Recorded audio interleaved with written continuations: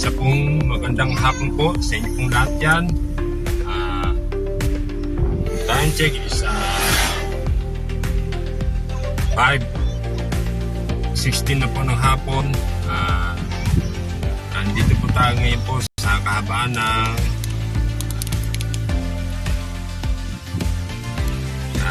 bypass road sa Licea City, Nueva Ecija.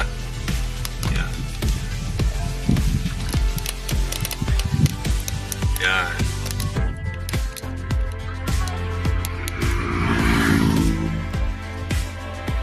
So, by the way, ating pong pag-usapan po natin ngayon, ang ating pong topic po natin ngayon, ito po yung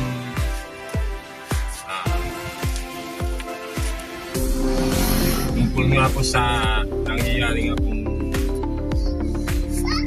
thesis ngayon. Sa matataas po lahat nga po lahat ng mga bilihin, lahat, pamasahe, pagkain, mga gasol, ano pa man. Kaya po yung mataas nga po yung presyo po ng gasolina, mga petrolyo, langis. Dahil nga po sa nangyayaring giyera po o labanan po ng Israel at ng Iran, sana nga po matapos na nga at huwag na sana pong masundan pa yung giyera na yun. Maging peace na po tayo po lahat ng buong mundo, kasi nung dahil po sa giyera na yun lahat nga po nagtaasan, lahat po tayong apektado ng giyera nilang dalawa, ng Israel at ng Iran.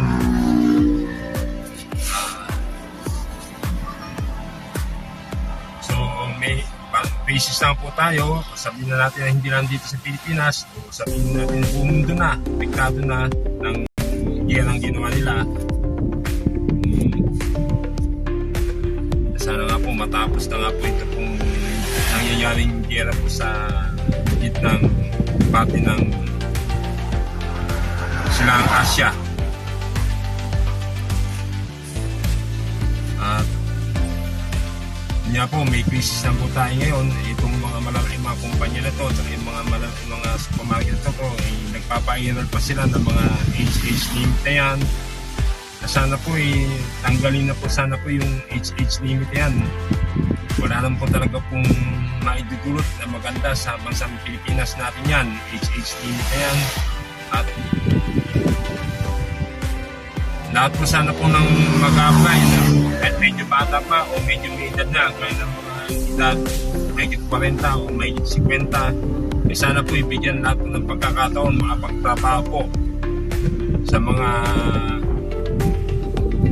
iba't ibang kumpanya. Yan.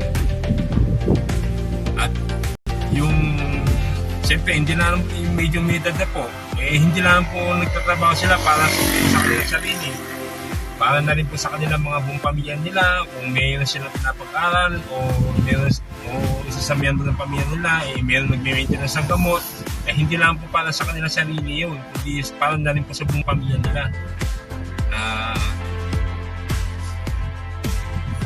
Sana po mahal na Pangulong Bongbong Marcos, sana po alisin na po sana po talaga yung HH limit na yan para hindi na po dagdag mahirap yan sa bansang Pilipinas.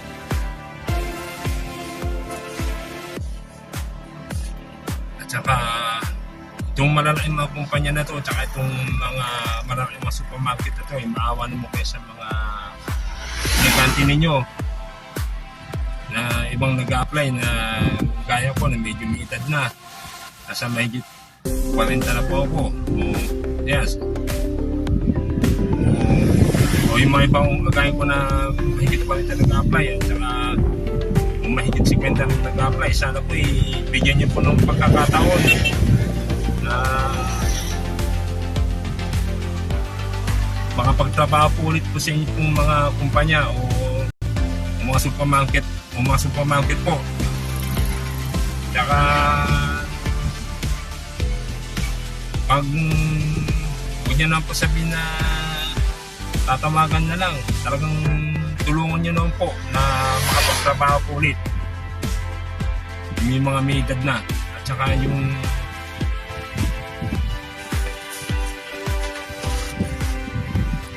At saka po sana po para talagang makatulong kayo sa, hindi lang po sa mga kanila, para na rin po sa akong pamilya nila. At saka kayong mga malaking kumpanya kayo, at saka itong mga malaking supermarket po, kapag nagpapadagdag kayo ng age limit, hindi kayo nakakatulong. Hindi, lalo niyo pong pinaparami yung mga taong mga walang trabaho, at lalo niyo pa pinararami yung mga standby na tao na walang trabaho. Sana po yung lahat po sila bigyan natin pong pagkakataon na makapagtrabaho ulit. At para makaipon sila at para ano po man, meron silang maitubos na sa kanilang mga pamilya.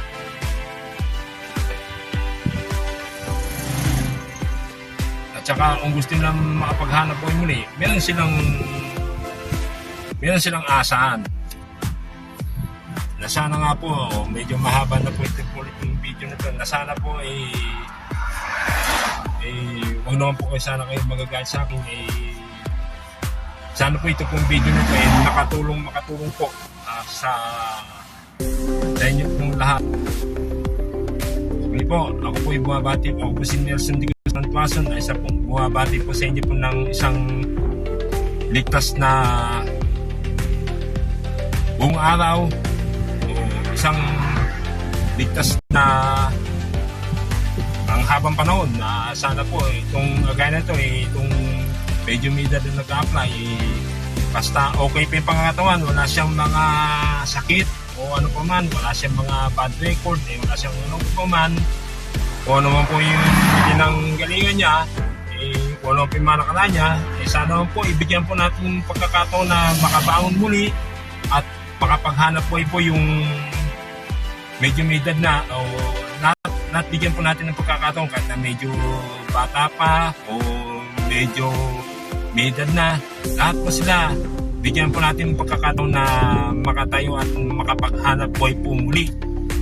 Hindi lang po para sa kanilang mga sarili, kundi para na rin po sa buong pamilya nilang lahat. Thank you and God bless you all.